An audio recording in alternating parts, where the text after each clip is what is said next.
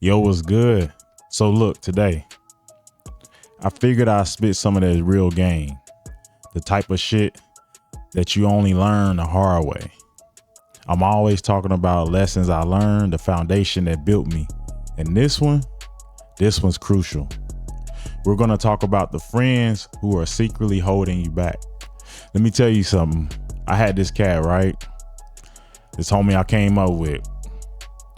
Spent years helping him build his dream. I was his biggest cheerleader, his first fan. I'm talking about 3 a.m. phone calls, looking at the same damn draft for the project over and over, telling him he was a genius. When his old computer died with all his projects on it, lend to mine. And I just used my beat up tablet for a year. I wasn't just a friend, I was his first investor. My currency was belief. And for a long time, I was blind to the real dynamic. It took me quitting drinking to finally see things clear. The fog lifted and I started noticing shit, like how our whole friendship revolved around him. Then a few months ago, it was my turn. I was ready to chase my own dream. I met him for a coffee at one of those spots he likes to go to. He was looking good, had that I made it shine on. I laid out my whole plan and made the ask, not for money, just an introduction to one of his contacts, a fraction of the support that I poured in him. He took a slow sip of his coffee and hit me with, "I don't think that's a good idea for you right now." Said it was about protecting his brand. And I'm like, protecting your brand from what, me? And in that moment, it all clicked. I remembered this argument we had years ago, like 10 years ago. I was drunk, but I remember the words. I told him, "Man, it's messed up you came up and just left me behind." I was speaking them drunk thoughts back then. And he looked at me cold as ice and said, "Man, nigga, nobody helped me. Not you, not nobody. I did this shit myself." I see now that wasn't him just being an asshole. That was him setting the terms and conditions of our friendship. It was some sick narcissistic manipulation. He was saying, "I'm not gonna help you, but we can still be friends. As long as you know your place, nigga." I realized I was just a therapy dog. He called me up talking about, "Man, this industry is full of fake people. It's good to see my real friends," just to make himself feel good. He'd rub his success in my face and offer me crumbs. Little bullshit lines like, "Hey, I'm getting shit together, nigga, to bring us all up," knowing damn well the shit was never gonna happen. My support, my sacrifices, it wasn't friendship. It was unpaid labor. I was good for getting his plane off the ground, but once he was flying, he cut off the tower. He was uncomfortable with me as his cheerleader, but deeply uncomfortable with the idea of me stepping into my own field. That shit taught me some game, some brutal, necessary education about the rules of life they don't teach you. And rule number 1 is this: listen to me. Believe what a motherfucker does, not what he says. His actions 10 years ago told me who he was.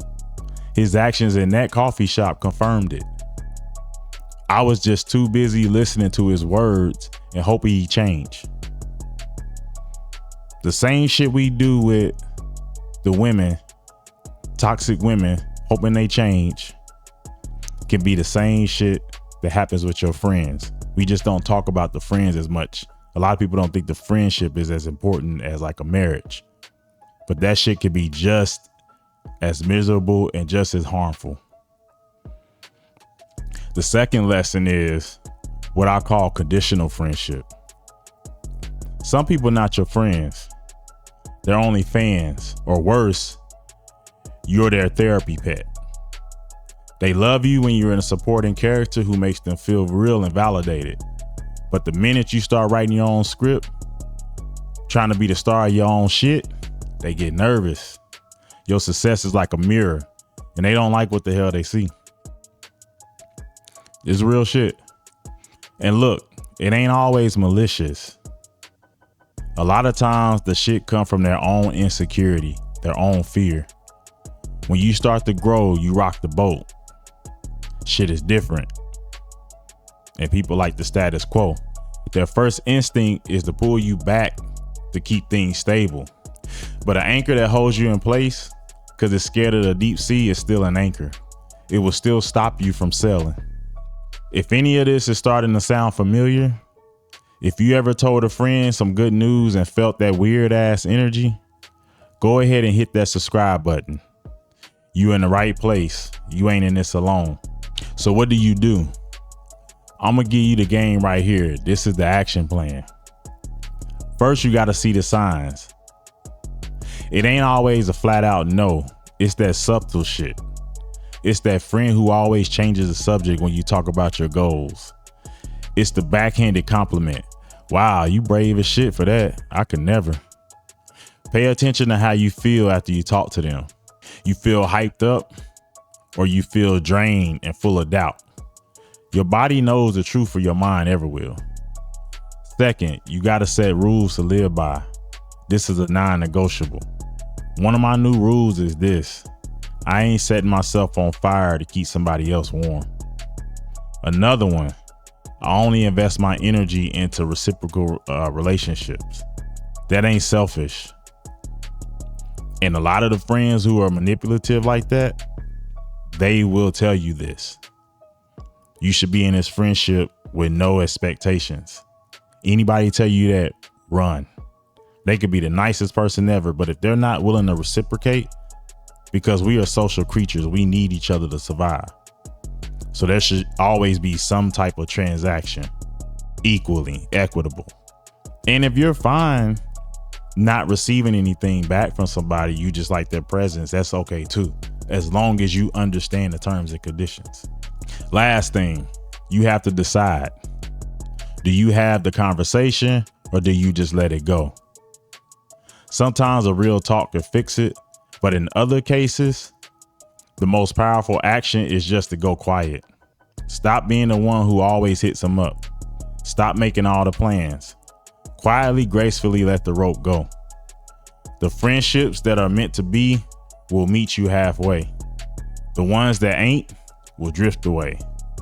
And that's exactly what you want. And after that talk with my friend from years ago, I just went silent because we've been there before and he already gave me his answer. So I'm not going to give him a second chance to give me another answer. He'll literally have to prove to me, invest somehow, reciprocate somehow for me to value that friendship again. I'm not friends with people and not help. So I don't want that same thing. I'm the type of person that'll get up at 2 a.m. and come change your tire. I'm the type of person that will cut out my day to help you move.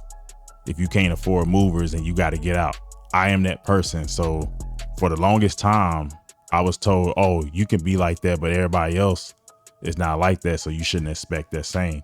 That's some bullshit. If that's what you do, you should expect that same back. And if you don't get that, that's okay. Stop letting people make you feel bad and make you submissive for nothing in return, because that's what they're doing. It's all manipulation.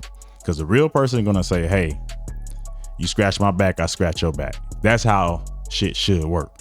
And the other thing, outgrowing people is normal. Your ambition is a gift. You deserve to be surrounded by people who see you shining, and it makes them want to shine too. People who ain't afraid your light's going to make theirs look dim. The real betrayal is not walking away from a friend who won't support you. It's walking away from yourself to keep them. You know what I'm saying? Now, I want to hear from you. Chop it up in the comments. You ever had to make that hard choice to outgrow a friendship? Share your story. Hey, be comfortable in who you are. Know yourself. Don't let nobody play you. No chick. Not your mother. Nobody. Stand on who you are and keep those boundaries. All right, y'all. Subscribe or just like the damn video. I'm out.